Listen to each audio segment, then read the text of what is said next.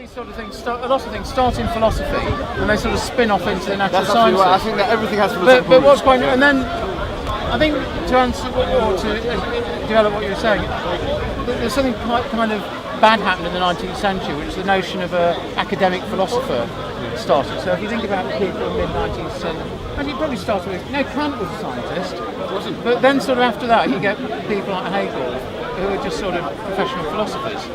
Schopenhauer.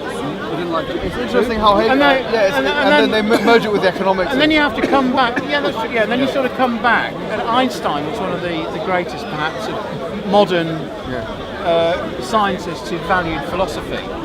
He really, a lot of his contemporaries just, they do now, they just dismiss it. You get the likes of Sam Harris and others who just sort of, they have no time for philosophy really. It's just, I like Sam. Yeah, but I'm not so sure. I'm just reading through the moral landscape. And I think you can see the lack of philosophy. There's a few things.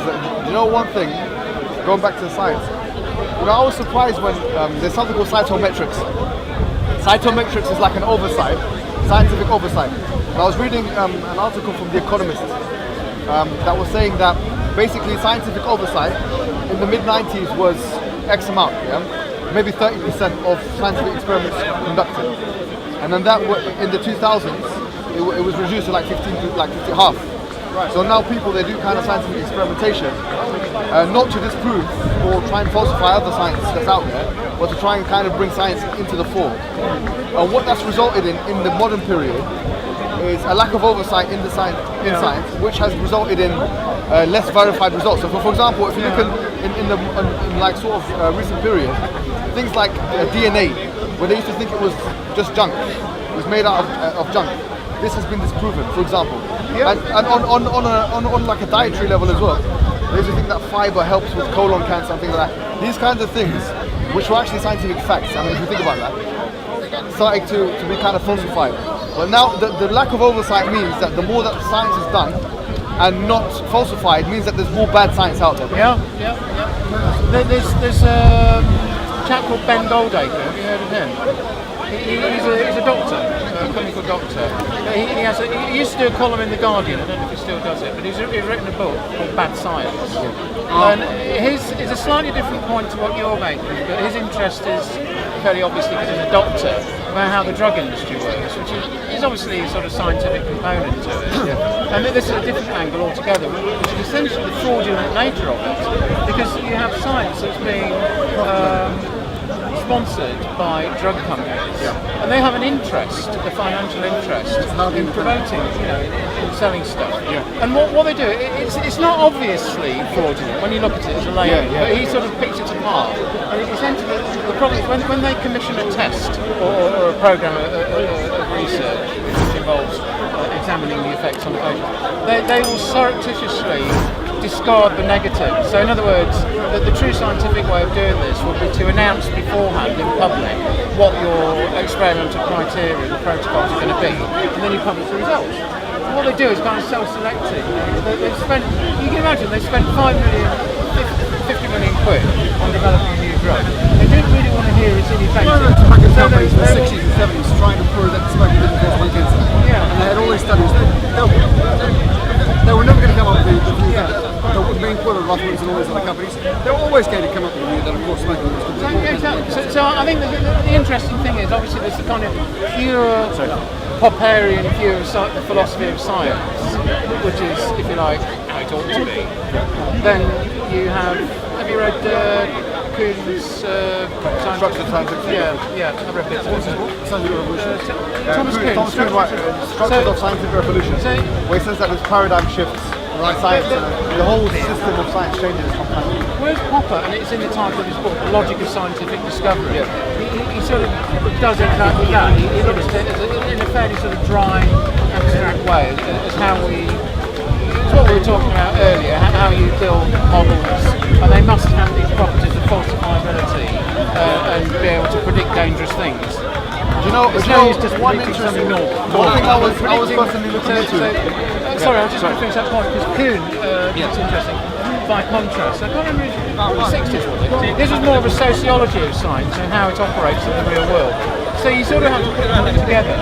So he was basically saying at any one time, and I think this is I sort of hear Scdawah just from the outskirts of the crowd, sort of on this, but is using it as a kind of polemical way of attacking evolution, for example. I just think it's the way science is. No, but you have a paradigm, which is, the model, the evolutionary model. Yeah. And the fact of the matter is, scientists are people, so they have a sort of interest in preserving their what do you think was like this. Yeah. For years, you wouldn't get anywhere in physics if you question string theory. What Kuhn says is that you have to wait till the old guys die off or retire, and then you get young guys who have a different idea.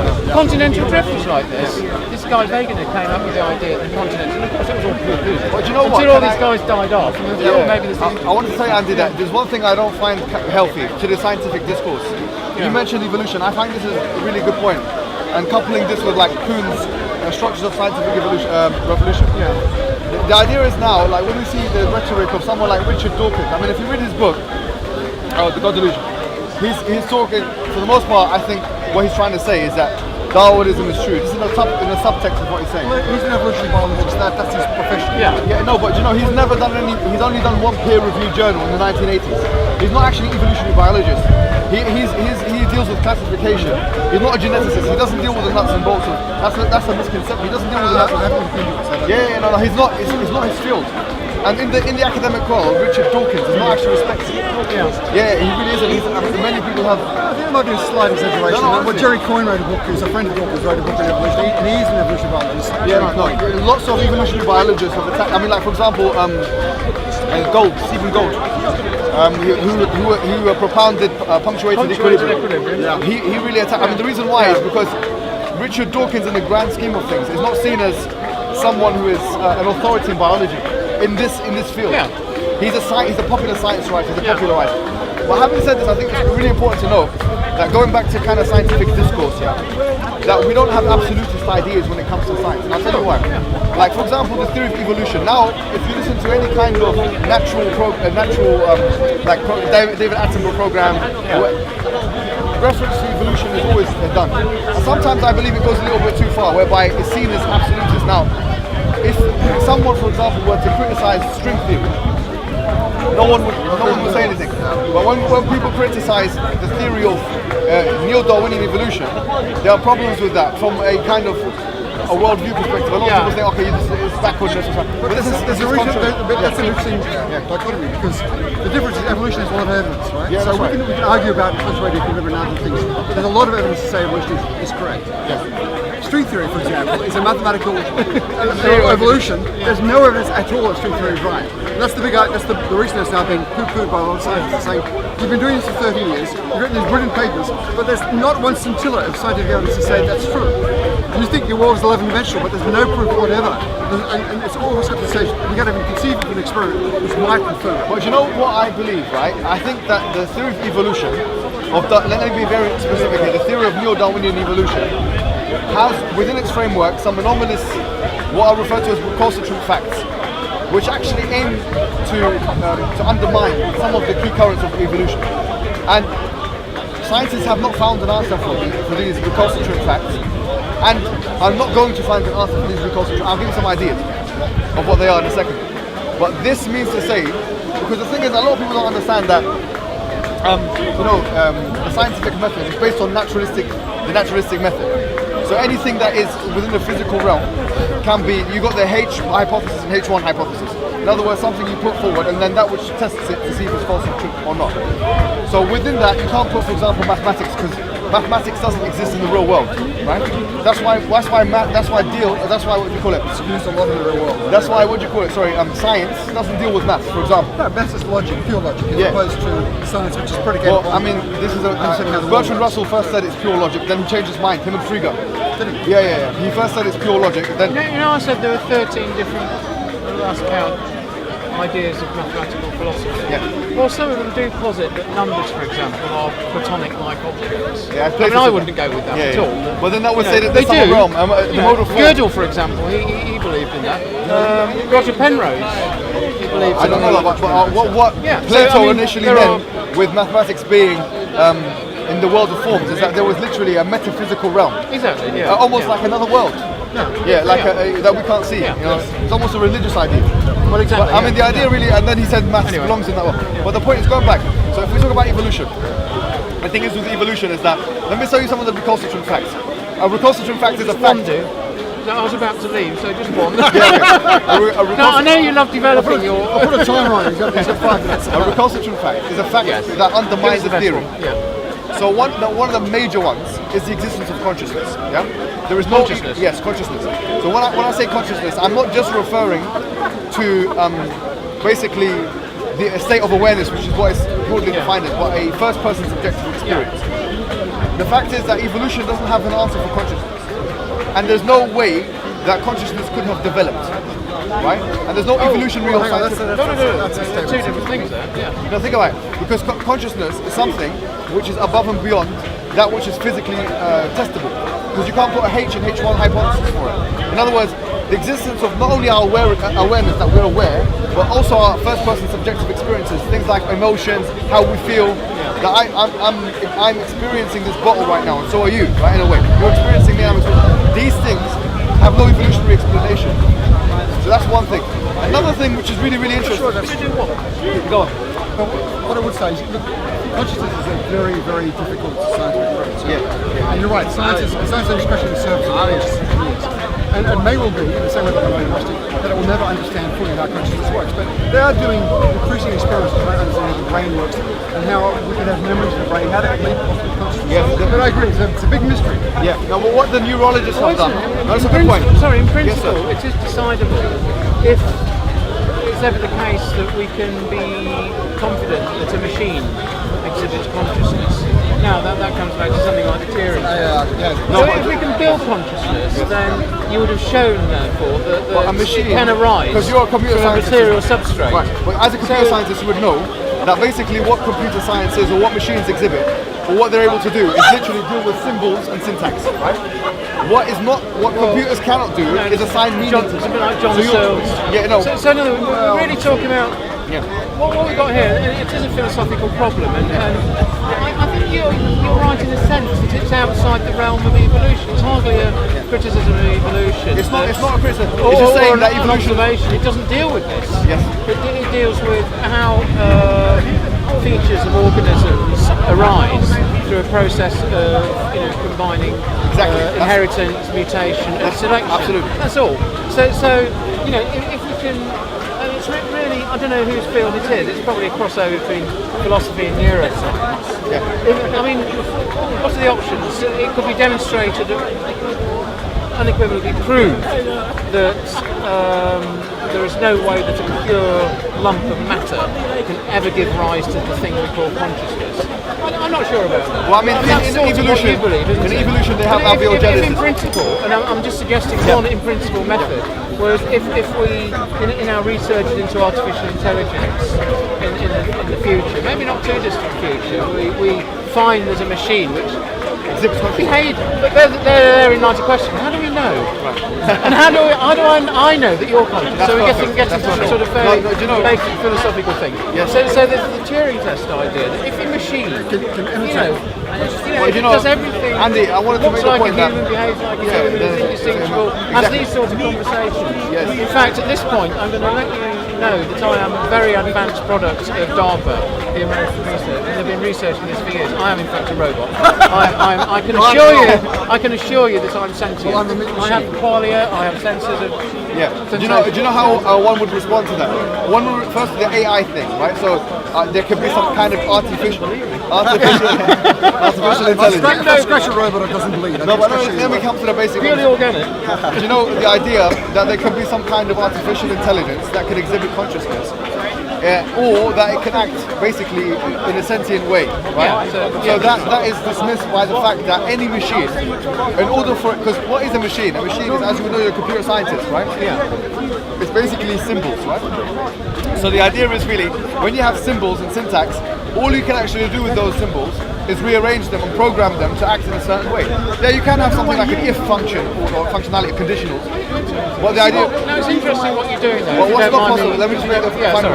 So what's not possible is for a computer to assign meaning to itself. So you always need a rational, You say so? sentient human being You say to assign meaning, to actual value to. Wait a minute, what you're doing now is a sort of rhetorical, I was going to say trick, but that's a bit rude, a rhetorical device. And I see this quite a lot. So you describe a system at its very basics, symbols, and so on. Yeah. And then you make this leap to the topmost level of consciousness and so on. And then behold, how is it possible to get from one to the other? Now I'd like to break that down actually. And I'd say, well, you know, it is a big leap, isn't it? You know, it's difficult to see how you get from atoms and molecules to consciousness. But what you're sort of saying at root what I'm saying is that. Wait a minute, let's break down what the principle behind what you're saying, I think, which is that you're saying that it's not possible for behaviours to emerge or come out of, arise from simple components. So you're saying it's a matter of principle, that's simply not possible. So for example, when we freeze water, well we start with, when we have hydrogen and oxygen, they're gases, so they're gaseous at room temperature. We bring them together and bang, we have a drop of water which then becomes liquid at room temperature and so on and so forth. So in other words, it exhibits different properties. You can never predict the oxygen and the hydrogen. I don't think you can. Physicists get close to it, but without actually doing the experiment, you don't actually know what properties. The idea is that. So another, what I'm trying to say is you're denying any sort of principle of properties in complex systems arising from properties in simple, or emerging new. Can I tell you what I'm saying? Yeah. I mean, it's the first time I think I'm bringing in Islam into this. Yeah? From an Islamic perspective, there's the verse in the Quran that says that وَإِذَا سَوَيْتُهُ وَنَفَخْتُ فِيهِ مِنْ رُوحِي فَقَعُوا لَهُ سَاجِدِينَ. That when basically Adam, the first man, we believe in that. So we believe that human being, in the Quran says لَقَدْ كَرَّمْنَا بَنِي آدَمَ, that human being has been preferred over all things. Some say all creation, but definitely over, like, for example, the inanimate creatures, etc. Okay. Which is something, by the way, biologically and evolutionarily, which cannot be justified. I'll tell you, like for example, the floor or a stone or something. Oh, sorry. Object. Sorry. Yeah. So what I was saying was that consciousness, right? Consciousness is by its nature a metaphysical thing, right? So it's not something which can be examined. I'm not sure that's. Hold on. Let me tell you why. If the maximum you can do as a scientist is, would you agree, is actually analyze that which is natural and physical? Natural physical phenomena. Yeah, so science doesn't transgress the... Yeah, alright, so science does not transgress the bounds of natural physical phenomena. Right, now if a neurologist wanted to see, for example, how I feel if I say I love you to my mother or something, yeah? They will be able to put me into the MRI scanner and they will see what... Do you get me? They'll see that there's certain areas of the brains that are flaring. Okay. Do you believe memories are nothing but a chemical change in the brain? Yes, exactly. If people are seeing a point, damage the brain, they lose their memories. Right, so he can see, but let me just kind of expand a bit. Now, what they cannot do, because first of all in logic and in mathematics, right, correlations don't mean causation. First and foremost. Correct? Yeah. So the fact that that part of the brain is firing up, yeah, it doesn't mean that it's being caused by, or the feeling is being caused by that part of the brain. Number two, the actual first-person conscious experience is not something which is actually tangible, so it can't be tested. From that angle, science will never be able to prove consciousness. It's not only that science has not proven consciousness and that evolution can't do it, it's that because of its nature, which is a metaphysical nature, science, that's why I say Islam has a metaphysical explanation, which is that it must come from the entity which gives it endowment. Back a bit. You said science will not be able to prove consciousness. The existence of consciousness. Oh, the existence of? Yes. Well, you can. All you need to do is ask people around you and say... Yeah, but how do you know that their consciousness is your consciousness? My take on all this is that I think you're mistaken in labelling it as metaphysical. I don't see the word metaphysical. What I mean by metaphysical, something which is above and beyond physicality. Okay. No, that's not what I don't agree with. I'd say, no, if you like, the big problem about consciousness, for us understanding it, first of all, we're in it. So it's difficult being inside a system and understanding it. So the other thing is... It's an axiom though, isn't it? Wait a minute, the other thing is that by its very nature, kind of first-person nature of consciousness, because that's what it is. It's something experienced by you and I, and we can't share each other experience. Exactly. So therefore, by its very nature, it sort of excludes some big elements about itself from science. Absolutely. Now, practically everything else, we can measure, we can study. That's exactly it. So for that reason, you can never test it. I'm not sure why that. That's right. I mean, it's just nature of consciousness as it is. That's What we can do is we can examine. Well, first of all, going back to the machine, we can set up various criteria. We sort of work on the assumption that everybody around it is conscious. Exactly. We work on the assumption that any other animals are conscious in some way, not in the same way. There's no way of proving from like because what you said I is noticed correct. you did not believe for a moment that I'm a robot because it's implausible. That's fair enough. You'll never know, but it's fair enough assumption. No, so what we're doing all the time is we're assuming that the world that goes on in and it's very interesting, and I agree with you that it's not just the firings of neurons. I think consciousness is a product of the whole body, and that's a sort of a whole body account. No, Henri Bergson wrote about that, so it's sort of phenomenology. Lots of people wrote about it. So okay, well I'm just saying that. Yeah.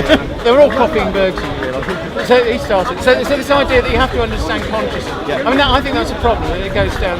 It's a problem with a scientific account of the world. This idea that it's the brain. Because you see stuff going on in the brain when you're thinking about your mother-in-law, you assume that's the only bit. But in fact, it's the endocrine nervous system. It's all sorts of things. Antonio Damasceno is good on that. Descartes' error.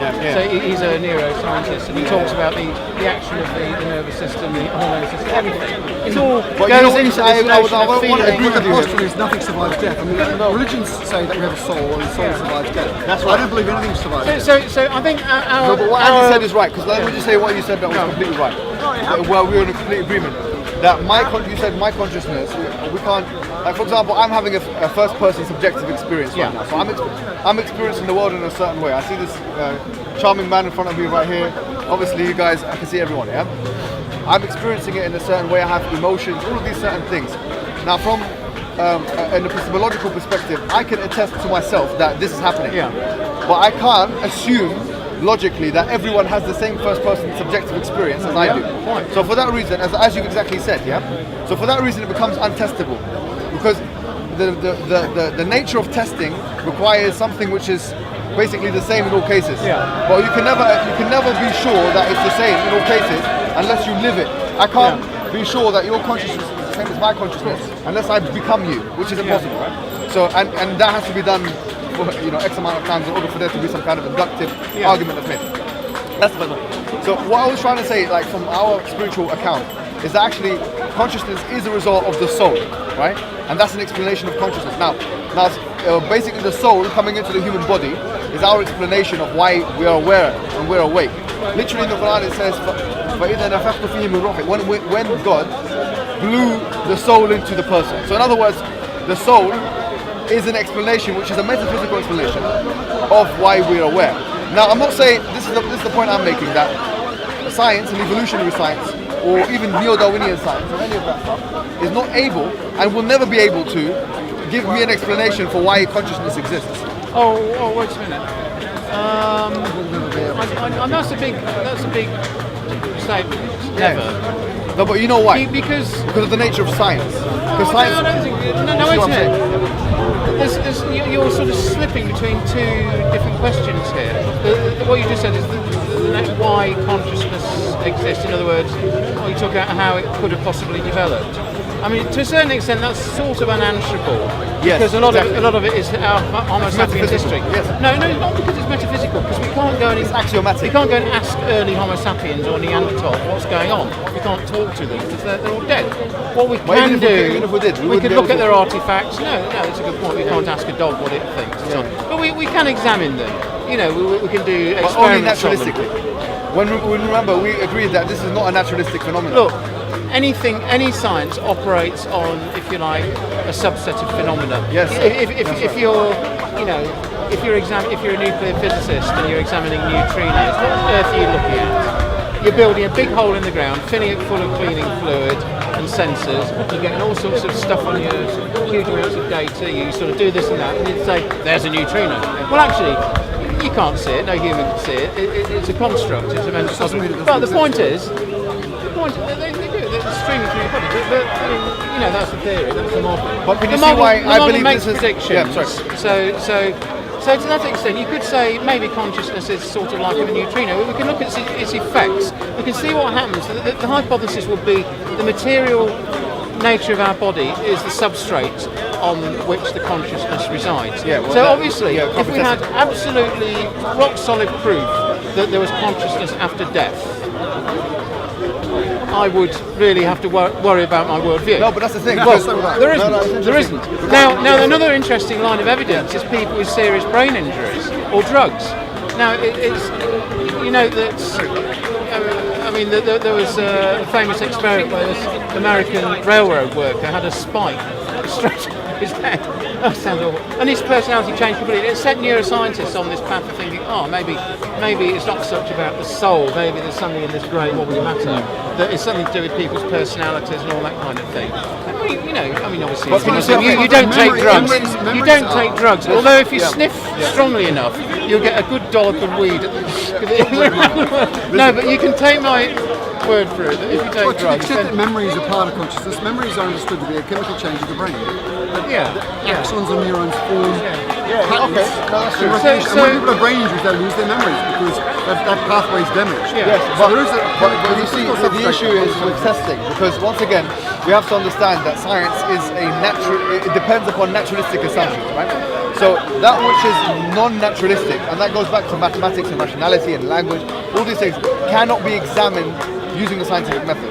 So consciousness, by nature of it being axiomatic or self-evident or non-testable, can never be explained using science. That's why, to be honest with you, I believe, from my religious perspective... Can I just clarify? Conscious being axiomatic, what was the other one?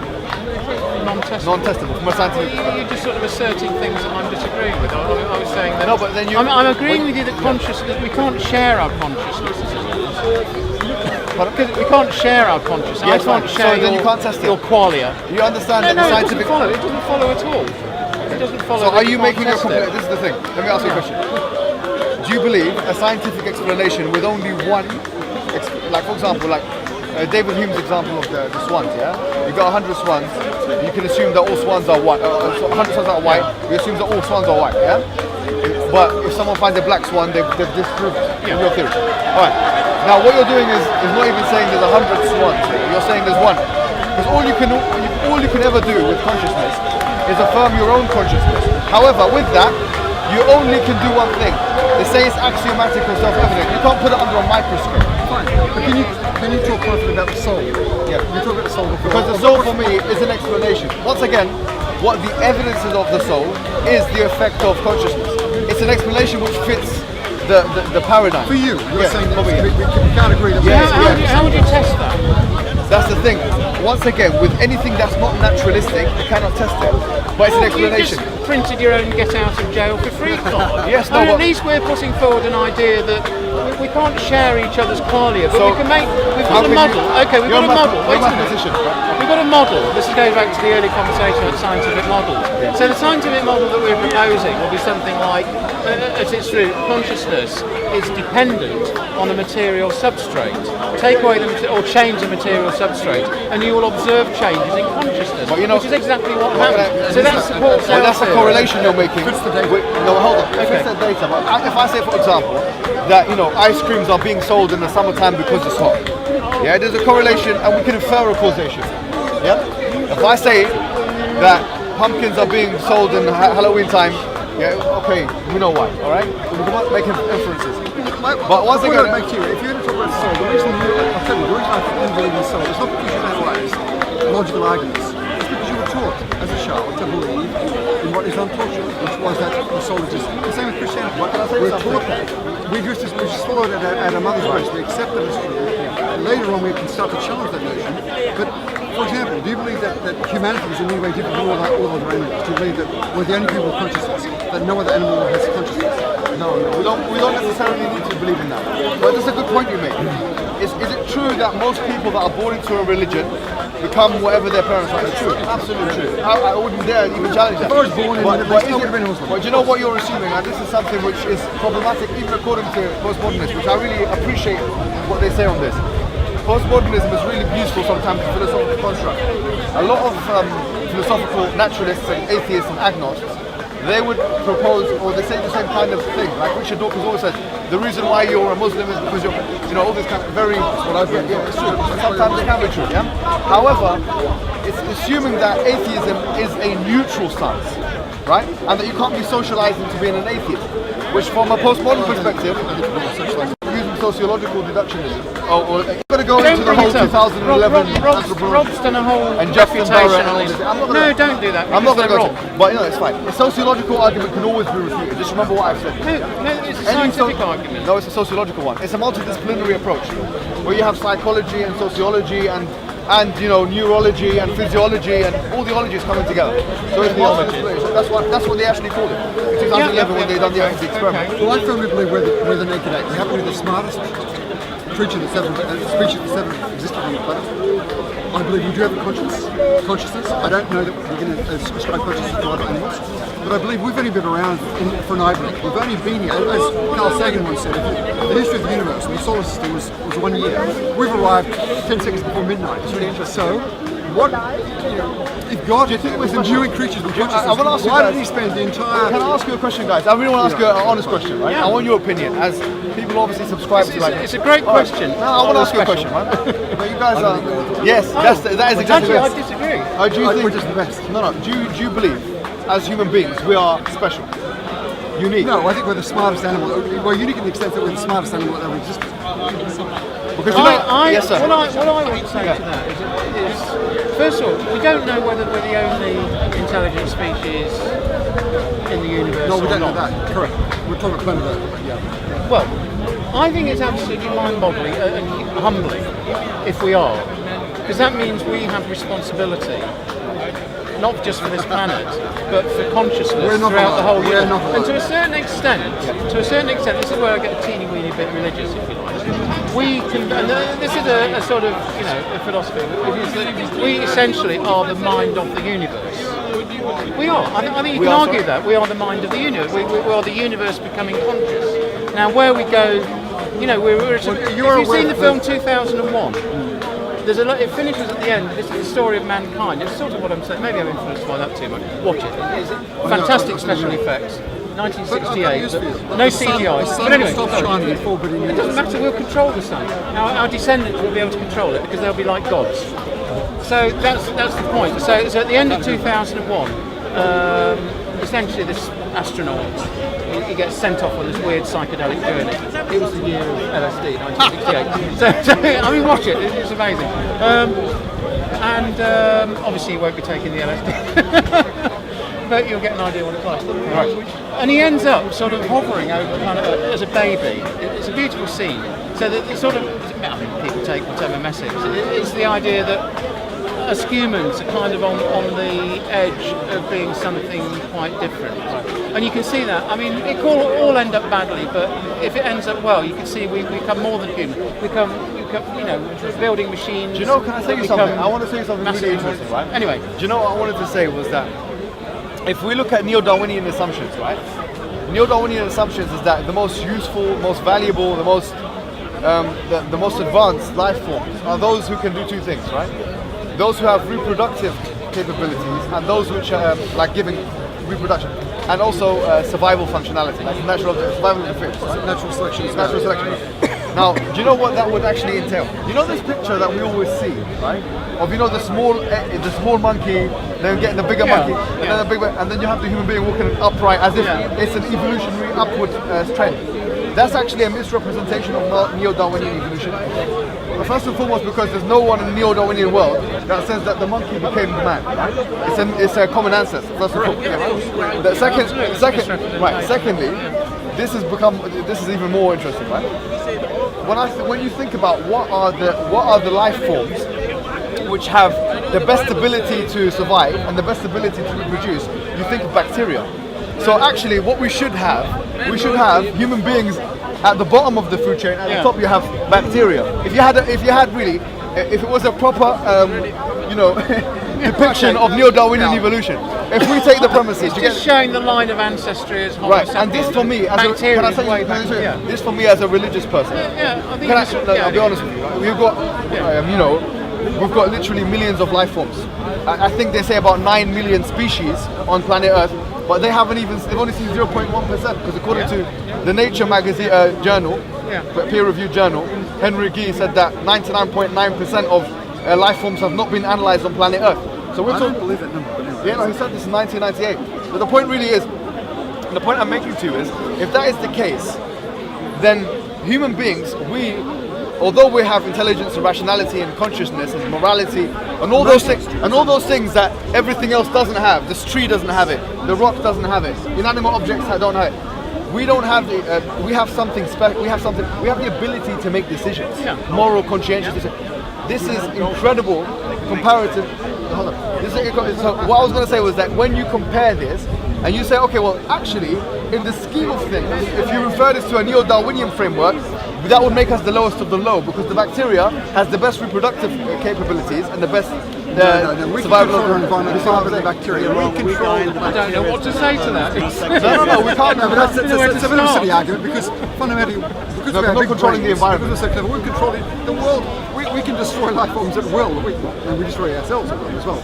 But we have great control over the environment. But that's not the that's not the presupposition. The neo-Darwinian assumption is that the most useful, the most valuable, the best life form are those life forms which can do this or can do that. Ability. We're talking about those life forms which are able to, number one, reproduce in the best and most efficient way, and number two, survive in the best and most efficient way. You're saying evolution should say that nothing evolved beyond bacteria because they're already very efficient, very fertile. No. So why did life form move into? No. This idea that, because I think it's a presupposition here in our minds, it's something we take for granted that, according to neo-Darwinian framework, that human being is like the pinnacle of evolution. I believe that. That's not the neo-Darwinian belief. That's not. I think you've got that terribly wrong. It's not. That's what the Victorians thought. I'm not making it. It's not problem. I mean, you said according to neo-Darwinian assumptions, we're the best. That's what the Victorians thought. According to my point was, I was saying that according to neo-Darwinian evolution, that bacteria would be the most efficient life form. It doesn't mean that they can't get top of the hierarchy. Of course, we control our environment. We are the most advanced. I'm a Norwegian Muslim convert, and I have a question about Islam. Can you help me answer it? If I made some food and gave it to my neighbors, would I be rewarded for that? I hear you saying yes. But what if I gave the gift of Islam to someone, like someone gave to me? Don't you think that would give me more reward than the food? Of course! Brothers and sisters, we have purchased a property to establish a masjid in the capital of Norway. By supporting our masjid, you will inshallah gain the reward for gifting Islam to our community. Imagine the children